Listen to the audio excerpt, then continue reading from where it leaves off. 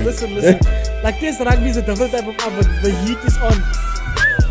220 degrees. If they put you on there, you must.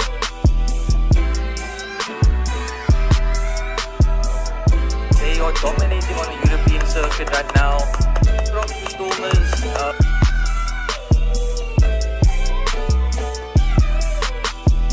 They got the vision. Gotta peep. Stay tuned. ATG, bro. Let the boys play.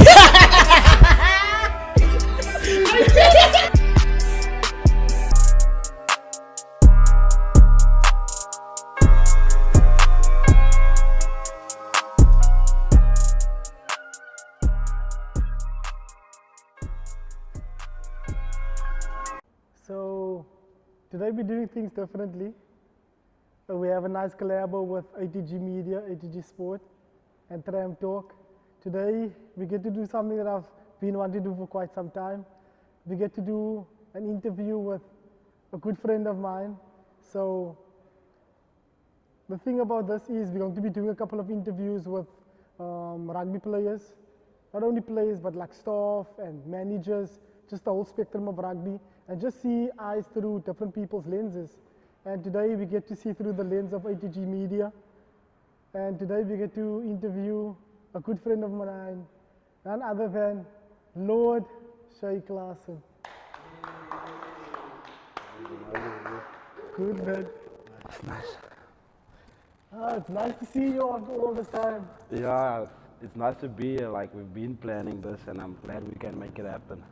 I'm glad too, because it's a long time coming. We've spoken about this, and I mean, our paths crossed around when we were around playing under 20. Yeah, 2017. 2017. Yeah. I remember we still started. 6 years ago. Yeah, that's 6 years ago.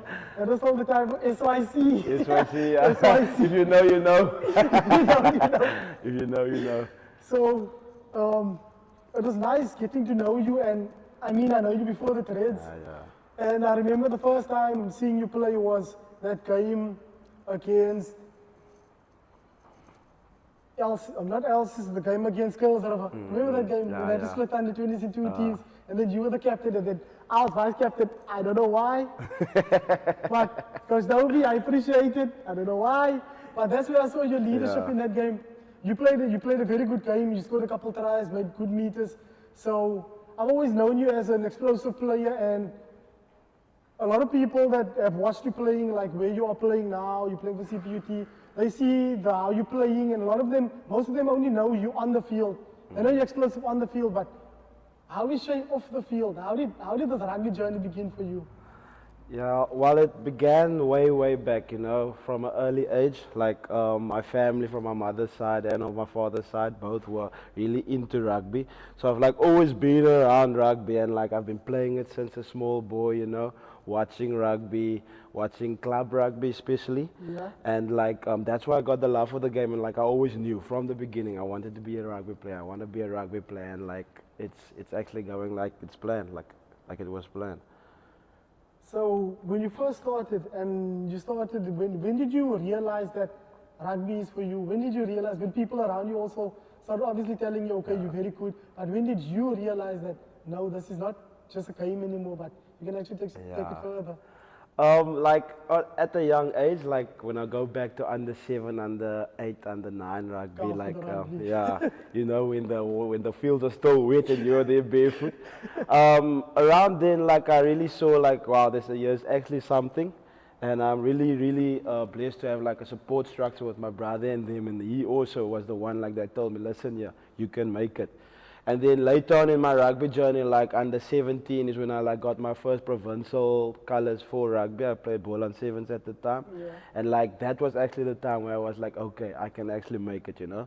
Playing against stars of the game, because we won age against Gaza and Manny Russ them, you know. Yeah. Look where they are now. Like that was just a moment of realization for me, like wow, you can actually make it if you want to.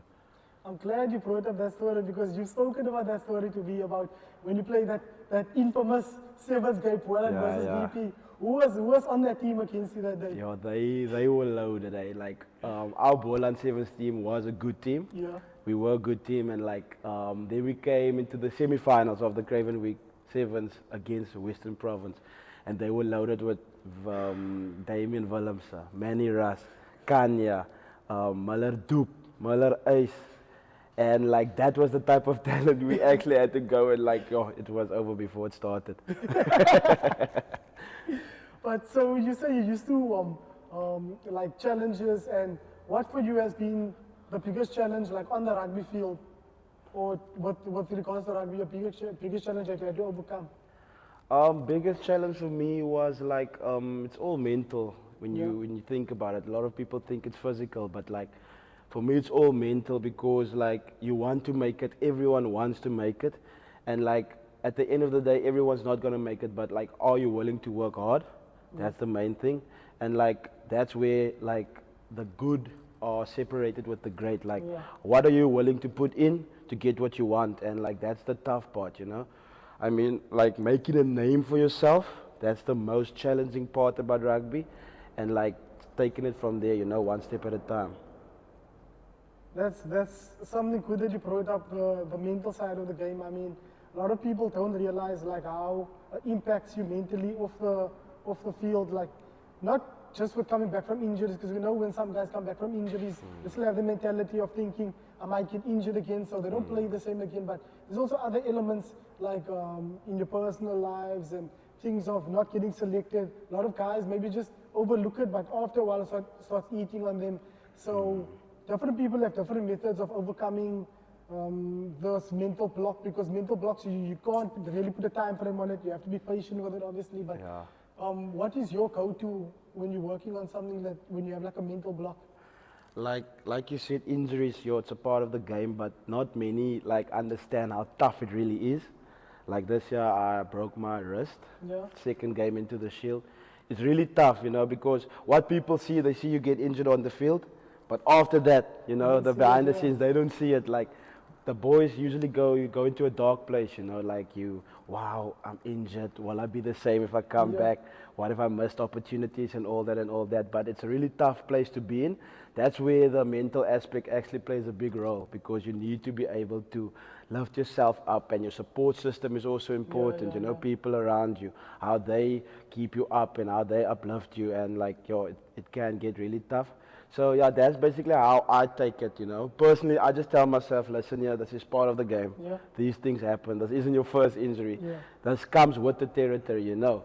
But with that being said, it doesn't make it easier though. It doesn't make it easy. It's still a really tough thing to take. But I'm just glad, you know, that I'm mentally strong enough to be able to come back and to play at the level I want to be. So that's a lot of maturity, and that's also a lot of respect. That's something a lot of people can also learn from. So advice from Lord Che, take your time with it, don't rush it. It happens to the best of us, but as long as your support structure is good and the people around you, then you should be good. So talking about support structures, who would you say is your biggest fan? Sure, my biggest fan. That's a tough one, eh? I'll have to say it's between my girlfriend and then my close family, you know, like my mother and my brother and those people. But that are the people that I consider are like my biggest fans, you know, because they see the ins and the outs. They don't only see me on the field, but off the field as well. And like, I'll give it to them. They are my biggest supporters. So talking about off the field again, besides rugby, what are other hobbies you enjoy? That's tough. Nah, I'm actually into gaming. I really am actually into gaming. I like playing some PlayStation, some 2K, NBA, and Call of Duty now and then. That is just like to get my mind off things and all of that. So yeah. So these stresses. So besides playing the game, you also love watching the game, I presume. Yeah, I love it. So for me, I want you to list your favorite players. Not just one player, but your favorite players. And I'm talking about like a player you grew up watching as a favorite. Who would you say that is? Growing up, I was a massive Sonny Bill fan. I know there are probably a lot of people, but like just the way he came onto the scene and he took over, like I was really a big fan of him, and like Sonny could do no wrong in my eyes. With that offloads. Offloads, and it just changed the game, you know. Really changed the game. And like I was really a huge fan of him. And also Brian Abana, like on earlier ages, I was a big Bull supporter. Like that, just the way, you know, a colored guy, comes in, takes over, and like just to see how he growed in his game, like that was amazing, and I was really a big supporter of him back in the days. Yeah. So you've listed your favorite player growing up. So I want to know, okay, Brian Abana, that's a legend within his own right. Legend. It's a legend. I mean, all of us grew up watching him, even seeing him on the cover of a rugby game. Exactly, your rugby 8, Rugby the goat of games. That's the goat of games. The goat of Not games. up for debate. Not up for debate. Please, can we get another rugby 8? Just remaster the version, please. EA, please. EA, Come on. please. So, now I want to know, like a lot of people see obviously the rugby on the TV, but I want to talk about the rugby that people don't really see. Like you playing Super League, B now with CPUT. People don't realize how tough it is to go from, because I remember you guys were grassroots, so you guys had to claw your way back. People don't realize how amazing it is for a team like that. Like you guys had to basically restart club rugby, because it was obviously not the same anymore. Now you guys are playing Super League B. There's not even a 10-year space, and climbed how many leagues? Yeah, it was probably like 4 or 5. 4 or 5 leagues, and you're playing Super League B now, so how is that challenge for you? Yeah, listen, like CPUT, they started playing club rugby at a later stage, so we had to start at the bottom, you know, grassroots. And like, we've been promoted every year since one Super League C last year, and now it's Super B. It's really tough, like, people don't realize how tough club rugby can get, you know? Yeah. You're playing against people that have real experience in the game. Like, it doesn't matter, like, I'll make an example. You're playing against a prop that's 40 years old. He's been around the block. He knows all the ins and outs. He doesn't care how strong or how big or how thick your CV is. He'll find a way to get it in. You see, real quick. So that's the things about club rugby that I like, and like just the vibe around it, man. Like how it like impacts the community, and how people are into it, and how like smaller children look up to those club players. Not a lot of people would understand it. You just have to see it to believe it, if you ask me. So club rugby really is as beautiful as you were painting. So a lot of people tell, obviously you're watching rugby, so now you get, like we spoke about Super League B, you get Super League A, there is now rugby in the Western Cape. But the one rugby that is very close to your heart must be from the place where you're from. Tell us about the place where you're from, and tell us about the rugby over there. Yeah, Boland Club Rugby, it doesn't get any better than that from a club rugby perspective, I think, in South Africa. Definitely. Like the support Boland Club Rugby brings, and like what it means to the community especially. It's something remarkable to see, like, and like the impact it has. It's just great, and like if you haven't watched the Boland Club Rugby game in the Boland, I suggest you do, because it's something else. It's vibes. It really is vibes. I've been there a couple of times, and I must say, if there was a place where rugby is worship, it's the Boland. I mean, every game is always packed, and I love the derbies. I love how it is there. It's personal. So it's really personal. It's personal. It's personal. If you get bumped Saturday, you go to your whole week. I was a bump. They always say, like, when it comes to the derbies, they always say, like, you can break into the houses if you want, because no one is at home, and the whole community is on the field. So, club rugby wise, who is, so the club that is very dear to your heart, because a lot of people don't know, when you're watching international rugby, people are quick to leave from club to club, but when it comes to Poland, when you invest in a club as a player, you invest in your heart and your soul into that club. So people just moving around from club to club is not really a thing, and when you are seeing people doing that, it's very shunned upon. So what club is very dear to your heart in the Boland? Well, I have to start with my club at home, Safkol, the champs of the Saldanha Easter tournament. That's a club I grew up on. Also, like a smaller club in Grabouw, Spring Roses. It's a farm team, but like I grew up there. My granny stayed there, and like those were the guys I looked up to, no matter what the level of rugby they played. And then in recent years, I played for Robertson Town. And like that's a club, like it's a place that like started to feel like home for me, and they really welcomed me, and that's a club I hold like really near to my heart. I love how the rugby in Poland is not just on the field, it's off the field. there's so many people that show you love. There's people that open their doors, literally also, they open up their doors and make you feel at home so that you can feel like rugby is more than just a game. And it's beautiful to see. So obviously the rugby in Poland is also a stuff. It's tough. And it's very exciting. Yeah. If you saw Super Rugby and you love Super Rugby, go watch Poland Rugby. Champagne rugby. That is champagne rugby. Growing up, who was your favorite player Poland Rugby wise? Yo, Poland Club Rugby.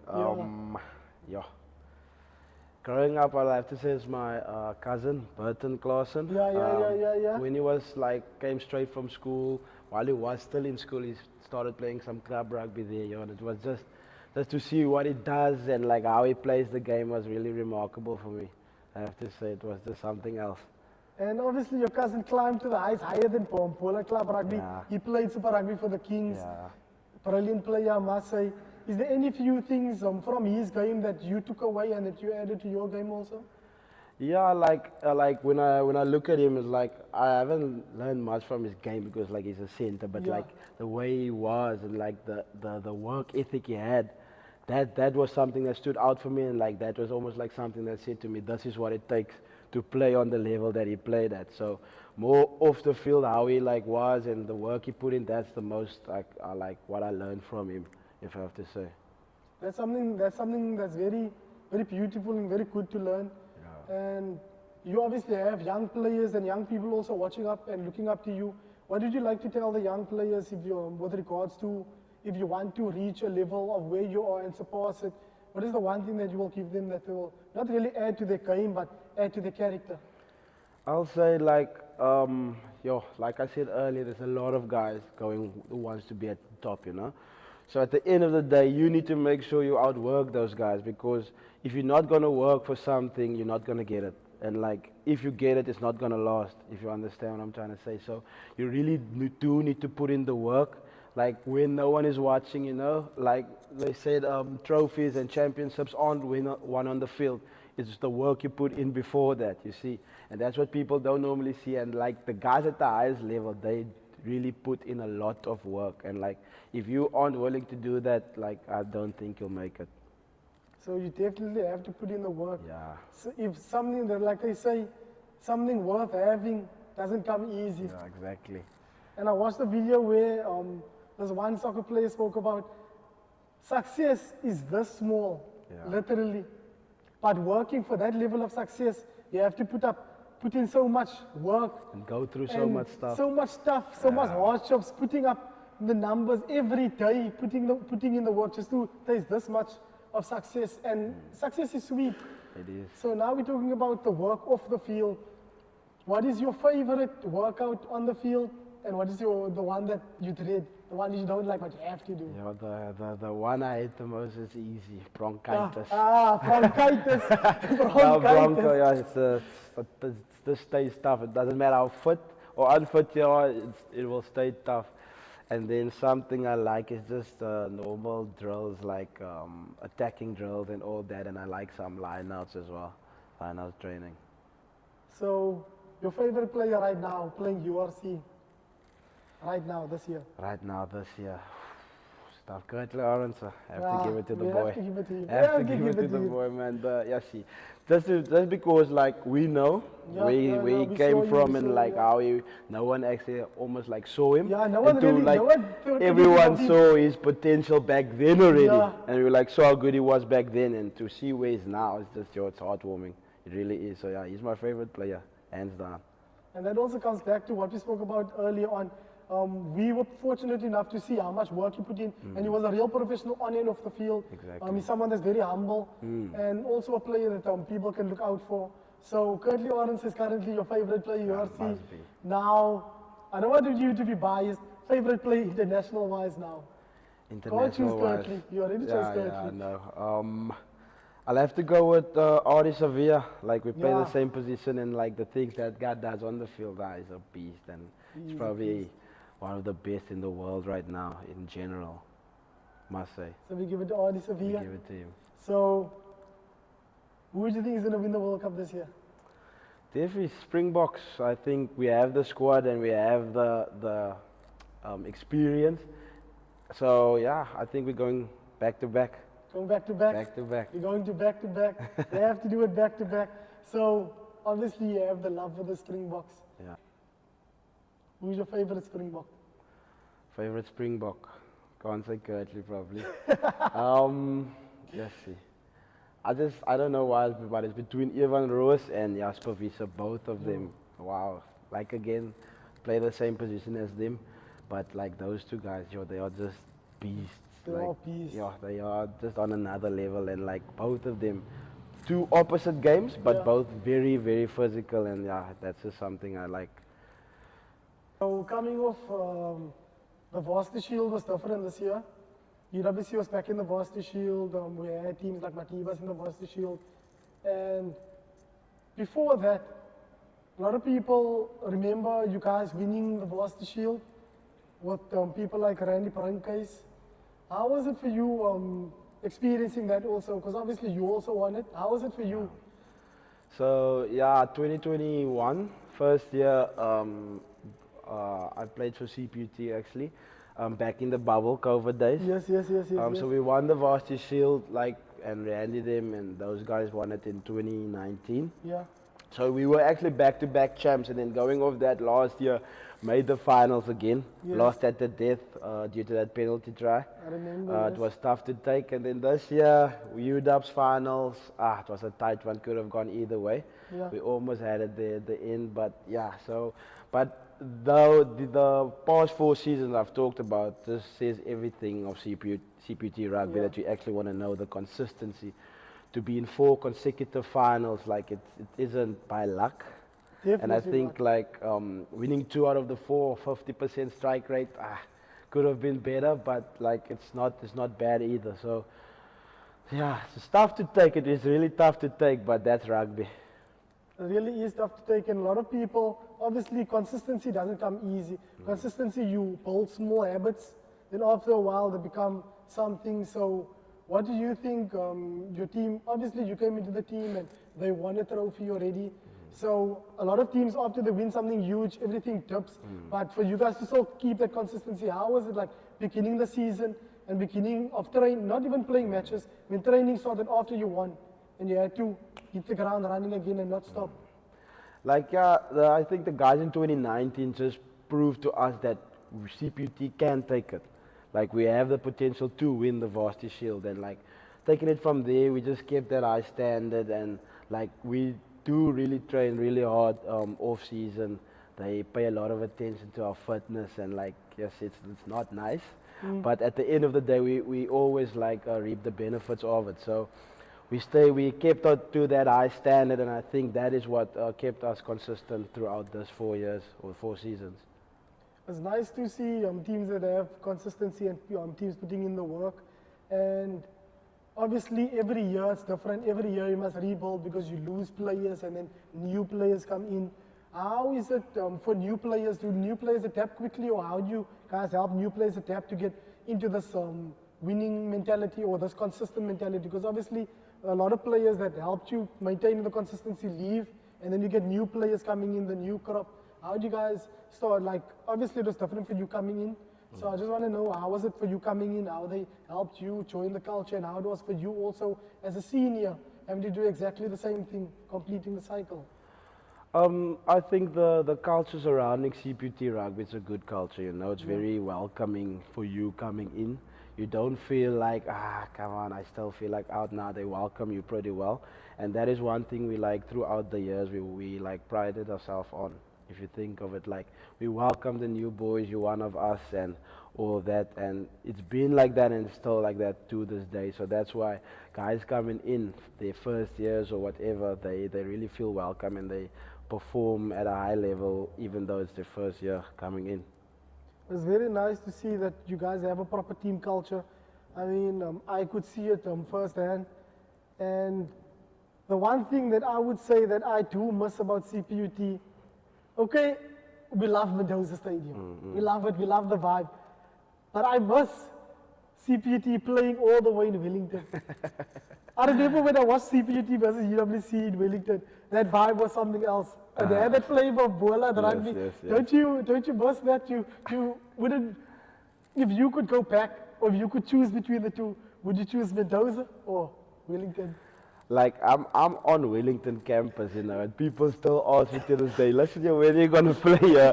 When are you gonna play here again? But when you think of it, Bellville is more central, man. Like Yeah. CPUT have a lot of campuses, 5, 6, I think, yeah, in Cape Town, and Bellville is like the main campus.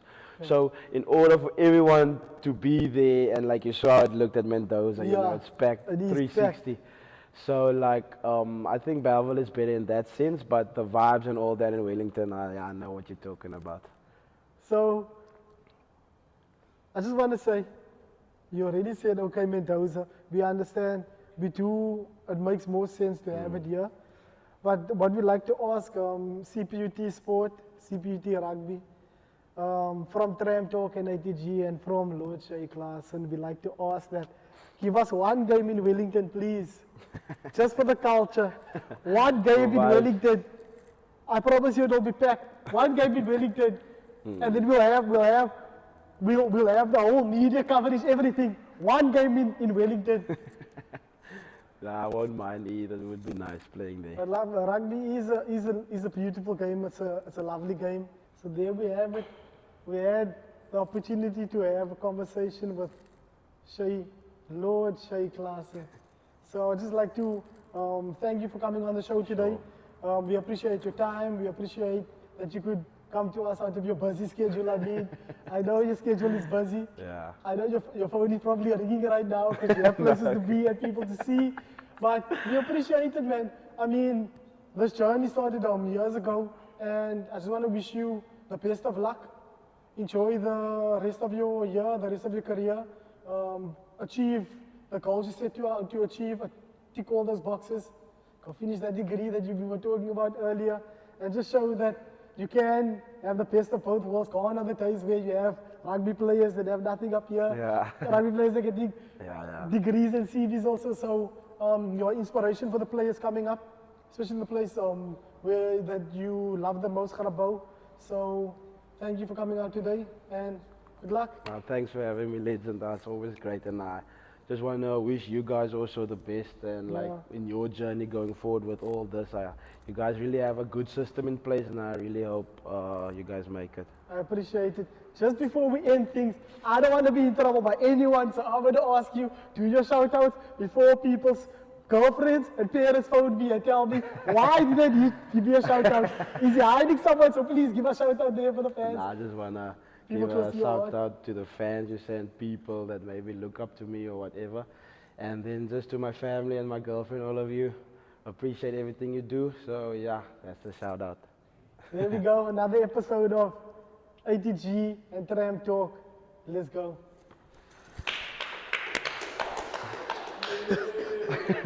I imagine that wasn't recording. Show you guys